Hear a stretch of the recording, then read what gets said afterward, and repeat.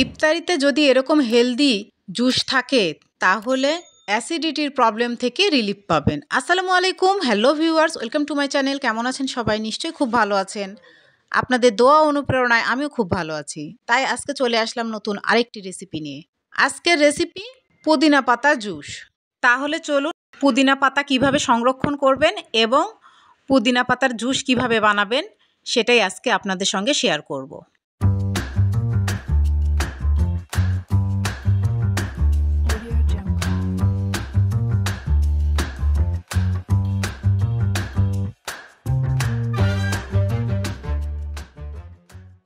এখানে পুদিনা পাতাগুলোকে আমি ধুয়ে রেখেছি।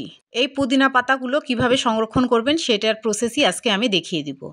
আপনারা জানেন বাজারে পুদিনা পাতার অনেক দাম, আর রমজানের সময় তো পুদিনা পাতার কাছেই যাওয়া যায় না। আর সারা রমজান জুড়ে যদি এই পুদিনা পাতার জুস খেতে পারেন তাহলে আপনার অ্যাসিডিটির প্রবলেম হবে না, আপনার হজম শক্তি বেড়ে যাবে, দিন শেষে আপনি থাকবেন ফুল এনার্জি। সারা বছর এই পুদিনা পাতার জুস আমি খেয়ে থাকি, আর রমজান মাসে তো কোনো কথাই নেই, এটা তো খেতেই হবে। আমার মনে হয় এরকম যদি 1 গ্লাস ইফতারিতে পুদিনা পাতার জুস থাকে তাহলে আমাদের সবার হেলথ খুব ভালো থাকবে। যাই হোক, অনেক কথাই বলে ফেললাম, কিছু মনে করবেন না। পুদিনা পাতাগুলো আমি এইভাবে ডাল থেকে একটা একটা করে পাতা ছাড়িয়ে নিচ্ছি। ভিডিওর এ পর্যায়ে এসে যারা এখনও লাইক করেননি প্লিজ একটি লাইক দিয়ে ভিডিওটা কন্টিনিউ করবেন।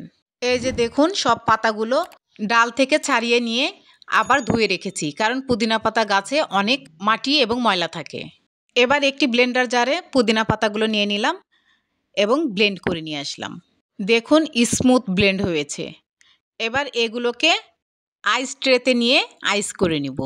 পুদিনা পাতাটা ব্লেন্ড করা আমার এখানে ঘন হয়েছে, আপনারা চাইলে পানি দিয়ে পাতলা করে নিতে পারেন, তবে আমি পানি দিয়ে পাতলা করব না, কারণ একটি করে কিউব নিলে 1 গ্লাস জুস তৈরি হয়ে যাবে।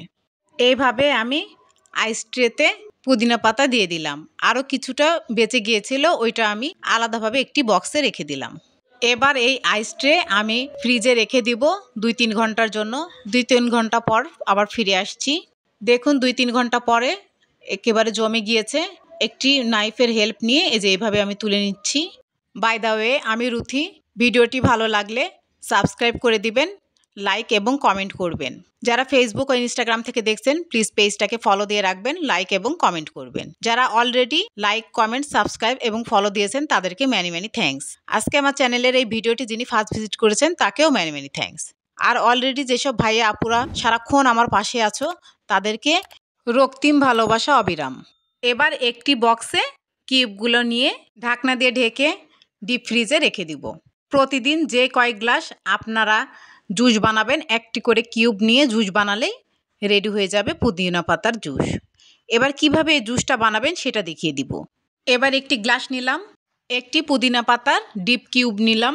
এবার পরিমাণ মতো পানি ঢেলে দিলাম। 1 পিস লেবুর রস চিপে দিয়ে দিলাম। 1 চামচ মিশ্রি দিলাম। সামান্য পরিমাণ গোলমরিচের গুঁড়া দিলাম।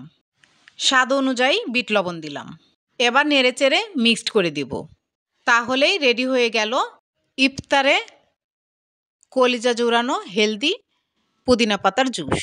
আমি পুদিনা পাতা দিয়ে সাজিয়ে পরিবেশন করে দেখালাম। দেখুন কতটা সুন্দর লাগছে। রেডি হয়ে গেল হেলদি পুদিনা পাতার জুস। পুদিনা পাতার ডালগুলো ফেলে দিবেন না। দেখুন এইভাবে যদি পানিতে লাগিয়ে দেওয়া যায় সুন্দর গাছ হয়ে যায়, আবার মাটিতে লাগালেও খুব সুন্দর গাছ হয়। এটা আমি এর আগের পুদিনা পাতার ডালগুলো লাগিয়েছিলাম, সেই গাছগুলো হয়েছে। সেই ভিডিওটাই দিলাম যদি আপনাদের কাজে আসে। নিউ ভিডিও দেখার ইনভাইট করে আজকে বিদায় নিচ্ছি। ভালো থাকবেন, ভালো রাখবেন, আমার জন্য দোয়া করবেন। আল্লাহ হাফেজ।